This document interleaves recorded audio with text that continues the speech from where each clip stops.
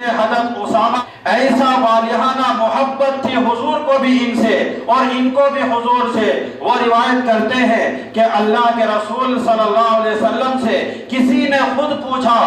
کہ شعبان کے مہینے میں اتنے کثرت کے ساتھ آپ روزے رکھتے ہیں کہ ہم کسی اور مہینے میں اتنے زیادہ نفلی روزے رکھتے ہوئے آپ کو نہیں دیکھا. اس وقت آپ صلی اللہ علیہ وسلم نے ایک وجہ بتائی. فرمایا کہ سنو، اسی مہینے میں ہمارے اعمال اللہ رب العزت کے بارگاہ میں پیش کیے جاتے ہیں.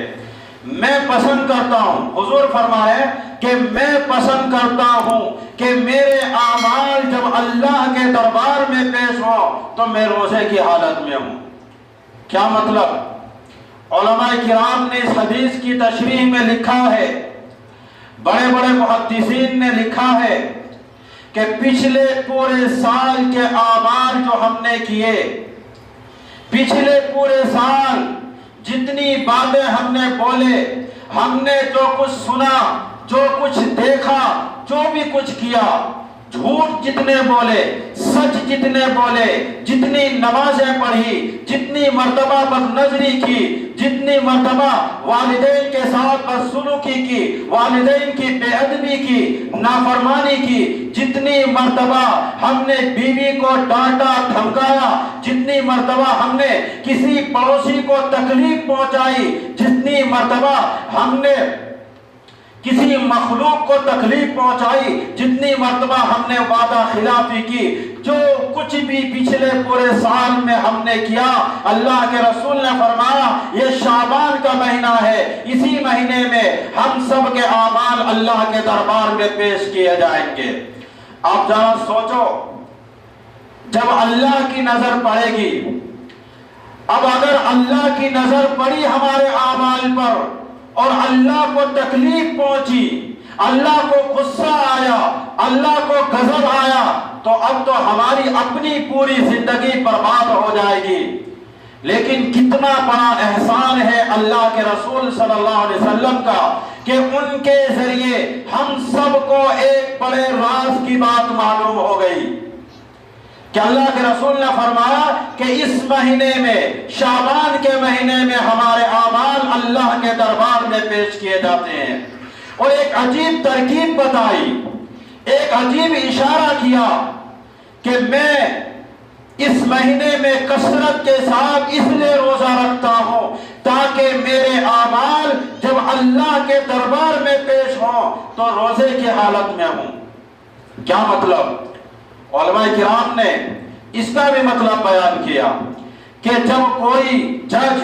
کوئی حاکم جب کسی ملزم اور مجرم کا مقدمہ سن رہا ہو اور اس کی نظر ملزم پر پڑے، مجرم پر پڑے، اور وہ دیکھے کہ یہ ملزم، یہ مجرم کئی دن سے بھوکا فاقا پیاسا ہے، بہت پتلا دبلا ہے، عجیب کیفیت ہو گئی ہے، کب سے یہ جیل میں بند ہے، کوئی روزی نہیں کما پا رہا ہے، ان کے بیوی بچے بھوک سے پریشان ہیں، تڑپ رہے ہیں. ان چیزوں کی وجہ سے ملزم کا اثرات جو حاکم دیکھے گا تو اس کیفیت کو دیکھ کر کے حاکم کو ہو سکتا ہے رحم آ جائے، جج کو ہو سکتا ہے رحم آ جائے اور معافی کا فیصلہ سنا دے اور رہائی کا فیصلہ سنا دے اور سزا نہ دے. تو اللہ کے رسول نے کیا اشارہ فرمایا کہ میں اس لیے اس مہینے میں کثرت کے ساتھ روزہ رکھتا ہوں تاکہ میرے اعمال جب اللہ کے دربار میں پیش ہو تو اس وقت اللہ مجھے میرا بھوکا پیاسا حالت دیکھ کر کے اللہ یہ کہے کہ میں اپنے بھوکے پیاسے بندوں کو کیا سزا دوں، میں نے معاف کر دیا. تو حضور نے یہ جو عمل بتائی اور اس عمل کی جو وجہ بتائی، امت کو مخاطب کر کے نہیں بتائی بلکہ اپنے کندھے پر رکھ کر کے یہ بات بتائی اور اپنی ذات کی طرف اشارہ کر کے بتائی کہ میں چاہتا ہوں کہ میرے اعمال جب اللہ کے دربار میں پیش ہوں تو روزے کی حالت میں ہوں. آپ تو ہم سے بھی کہہ سکتے تھے مراد صحابہ کرام سے بھی کہہ سکتے تھے کہ دیکھو شعبان کے مہینے میں کثرت کے ساتھ روزے رکھا کرو، اور آپ ترغیب دیتے، کہتے یا بغیر کہتے آپ بتا دیتے کہ اس مہینے میں کثرت کے ساتھ روزے رکھا کرو تاکہ تمہارے اعمال جب اللہ کے دربار میں پیش ہو تو روزے کی حالت میں ہو، شاید کہ اللہ کو تم پر بہت زیادہ رحم آ جائے اور تمہیں معاف کر دے۔ لیکن اللہ کے رسول صلی اللہ علیہ وسلم پر کروڑوں درود و سلام نازل ہو، اپنی ذات کی طرف نسبت کر کے فرمایا کہ میں شعبان کے مہینے میں اس لیے کثرت کے ساتھ روزے رکھتا ہوں تاکہ میرے اعمال جب اللہ کے دربار میں پیش ہوں تو روزے کی حالت میں ہوں۔ کیا حضور کے نامہ اعمال میں کوئی گناہ ہوگا؟ پچھلے پورے سال کے اعمال میں کیا کوئی گناہ ہوگا نامہ اعمال میں حضور کے؟ یا حضور کو اس بات کا اندیشہ تھا کہ میرے اعمال میں کچھ ایسے بھی اعمال ہوں گے جس پر اللہ تبارک و تعالی ناراض ہوں گے؟ کیا چاہتے حضور کے نامہ اعمال میں؟ ذرا ہم اور آپ سوچیں، غور کریں۔ وہ تہجدیں ہوتی جیسی تہجد دنیا میں حضور نے پڑھی تھی، لمبے لمبے سجدوں کا ریکارڈ ہوتا جیسے لمبے لمبے سجدے اللہ کے کسی بندے نے شاید ہی کبھی کی ہوگی، ایسی دعائیں جاتی جیسی دعائیں آج تک کسی نے نہیں مانگی ہوگی، ایسی سخاوت جاتی، ایسی صدقہ و خیرات کی رپورٹیں جاتی، ایسی یتیموں کی دعاؤں کا ریکارڈ جاتا، ایسی بیواؤں کی دعاؤں کا تحفہ جاتا۔ کیا جاتا حضور کے نامہ اعمال میں؟ اور حضور کے نامہ اعمال میں کیا لکھا ہوتا؟ یہی حضور کے نامہ اعمال میں لکھا ہوتا کہ فلاں نے آپ کے راستے میں کانٹا بچھایا تھا لیکن آپ نے معاف کر دیا تھا، آپ کے چہرے پر تھوکا تھا لیکن اللہ کے محبوب نے اس کو بھی معاف کر دیا تھا، طائف میں آپ کو پتھر مار کر کے لہو لہان کر دیا تھا تب بھی اللہ کے رسول نے معاف کر دیا تھا، فلاں نے فلاں قبیلے کو سازش کر کے بھگایا تھا کہ حملہ کرو محمد پر اور محمد کے مدینے پر، لیکن اللہ کے رسول نے ان کو بھی معاف کر دیا، اس سے بدلہ نہیں لیا۔ کیا جاتا حضور کے نامہ اعمال میں؟ سخاوت جاتا، ہمدردی جاتا، اثار جاتا۔ کیا ہوتا حضور کے نامہ اعمال میں؟ عبادت جاتا، حسن اخلاق جاتا۔ کہیں بھی یہ لکھا ہوا نہیں ہوتا کہ نعوذ باللہ محمد نے بد نظری کی تھی، نعوذ باللہ حضور نے کسی کو تکلیف پہنچائی تھی، کسی کا دل دکھایا تھا۔ یہ سوال ہی پیدا نہیں ہوتا کہ حضور کے نامہ اعمال میں یہ سب چیزیں لکھی ہو۔ اس کے باوجود اللہ کے رسول جانتے تھے کہ میں ہزاروں نیکیاں کر لوں لیکن اللہ کی شان کے مطابق میں نہیں کر سکتا، کیونکہ اللہ کی شان تو وراء الورا ہے۔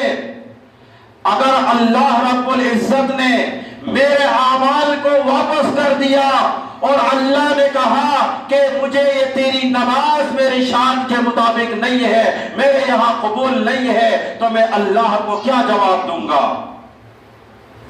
اس لیے اللہ کے رسول صلی اللہ علیہ وسلم کثرت کے ساتھ شعبان کے مہینے میں روزے رکھا کرتے تھے، بہت زیادہ روزے رکھتے تھے تاکہ میرے اعمال جب اللہ کے دربار میں پیش ہوں تو روزے کی حالت میں ہوں کہ اللہ میرے یہی اعمال کو آپ قبول کر لیجئے اور مجھ سے کوئی جواب طلب نہ کیجئے۔ یہ کون کہہ رہے ہیں؟ اللہ کے رسول صلی اللہ علیہ وسلم کہہ رہے ہیں۔ ذرا ہم اور آپ بیٹھ کر کے سوچیں